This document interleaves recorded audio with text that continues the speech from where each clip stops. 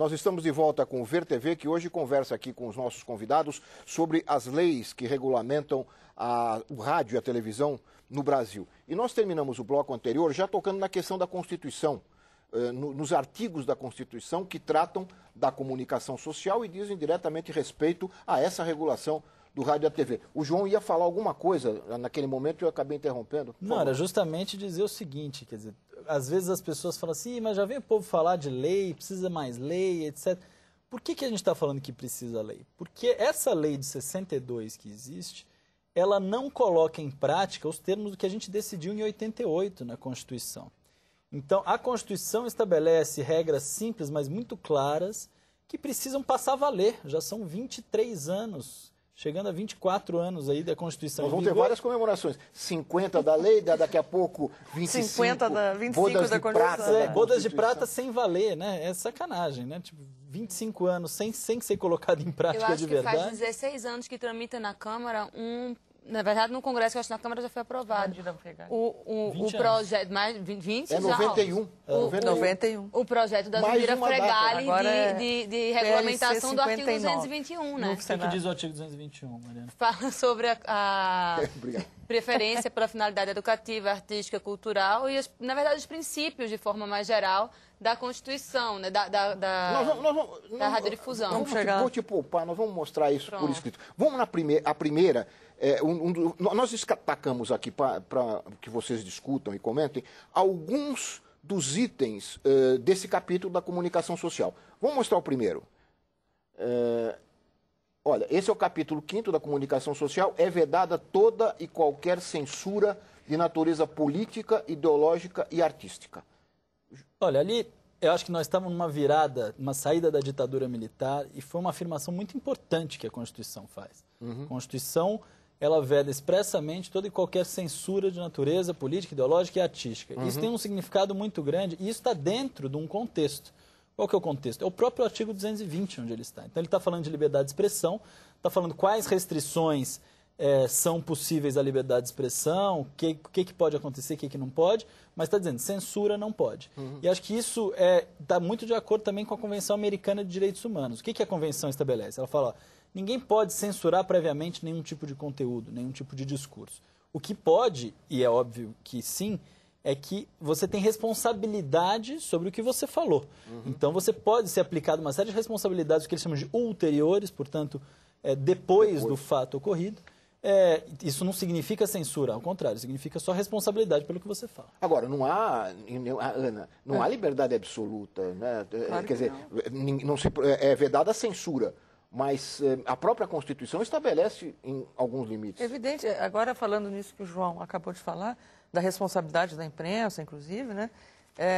Com a revogação da lei de imprensa pelo STF, ficou uma coisa capenga ali do direito de resposta, por exemplo. Né? Sim. Apesar de ele estar segurado aí na Constituição, não existe mais nada regulamentando o direito de resposta. Então, calúnia, e isso pode ser punido, vamos dizer assim, pelo Código Penal, por exemplo, mas direito de resposta proporcional ao agravo, que nem diz a Constituição, não existe, não existe. Já há alguns projetos tentando regulamentar isso e tal. Quer dizer, o jornal, o rádio, a televisão podem falar e não são obrigados, caso haja necessidade de uma contestação, de publicar. Os trâmites como se dão hoje, às vezes, um direito de resposta se dá tantos anos, inclusive, depois um exemplo, eu não vou citar o nome né? do meio de comunicação, mas é um que fala muito de liberdade de expressão e dessa importância.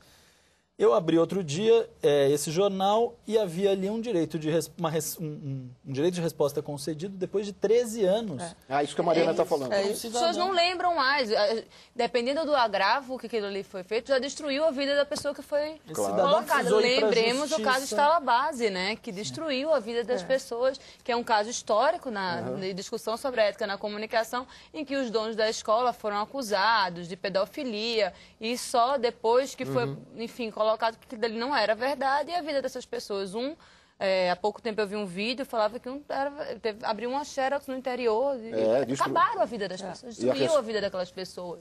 Olha, vamos voltar aqui à Constituição, ao artigo 220, que diz, no parágrafo 3º, que compete à lei federal, vamos ver, mais 2 artigos aí direcionados quase que de uma forma objetiva para o rádio, a televisão, enfim, para o meio de comunicação em geral.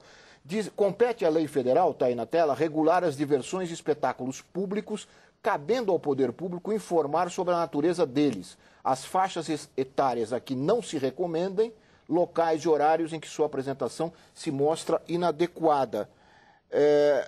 Eu acho que essa é uma questão que está, neste momento, em debate, já que existe a classificação indicativa para programas de rádio e televisão, ela está em vigor, mas está sendo contestada no Supremo Tribunal Federal. Como é que vocês veem essa questão, que foi muito debatida aqui quando se aprovou a classificação indicativa e que agora volta à tona por ela estar sendo contestada? Antes da contestação, acho importante colocar o marco que foi a regulação, que é um dos poucos que existe regulação. Ah, é verdade. Né? Primeiro, né, cabe dizer que dos 5 artigos que tratam da comunicação, esse é um dos poucos que a gente conseguiu regular a partir de um amplo processo democrático no qual participaram sociedade civil, Estado, produtores, psicólogos, enfim, uma rede, da Justiça, né? Ministério da Justiça, uma rede de pessoas envolvidas e interessadas no caso, né? Discutiram, foi criadas 2 portarias,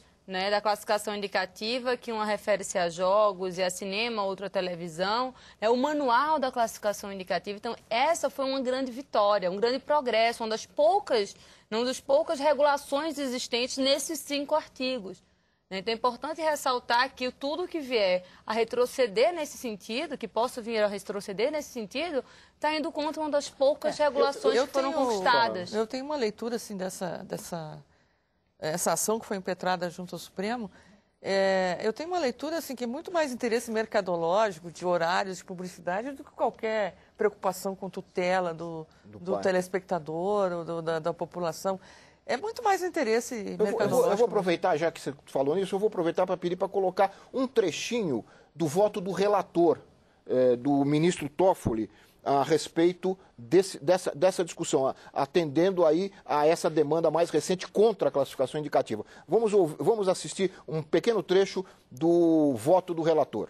Buscou a Constituição, em última ratio, conferir aos pais o papel de supervisão efetiva sobre o conteúdo acessível aos filhos. Essa classificação desenvolvida pela União possibilita que os pais, calcados na autoridade do poder familiar, decidam se a criança e o adolescente podem ou não assistir a determinada programação. João, como é que você analisa aí esse voto?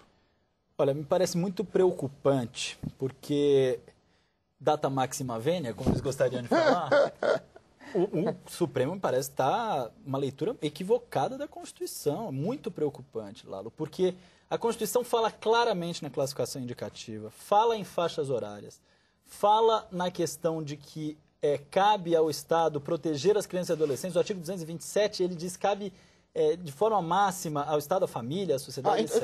Então, termina que eu vou mostrar o artigo que você está referindo. Tá bom.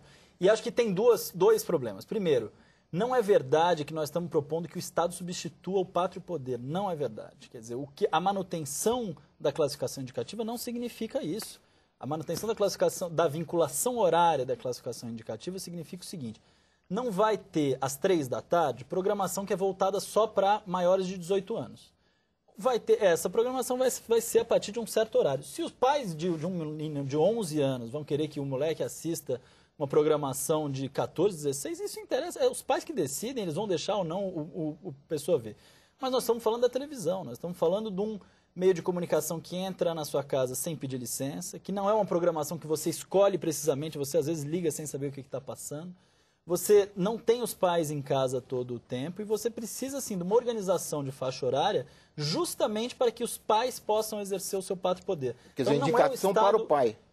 Ela é indicativa para os pais. Obviamente que ela não é indicativa para as emissoras, elas têm que veicular e respeitar, como diz exatamente a Constituição, em todos os artigos que tratam. Então, você estava se referindo aí ao parágrafo 2º, ao parágrafo 3º, o inciso 2º do parágrafo 3º, que fala dessa necessidade de garantias, de defesa da família em relação aos meios de comunicação. Vamos colocar exatamente este trecho da Constituição. Olha lá. estabelecer, a lei deve estabelecer meios legais que garantam à pessoa e à família a possibilidade de se defenderem de programas ou de se defenderem de programas ou programações de rádio e televisão que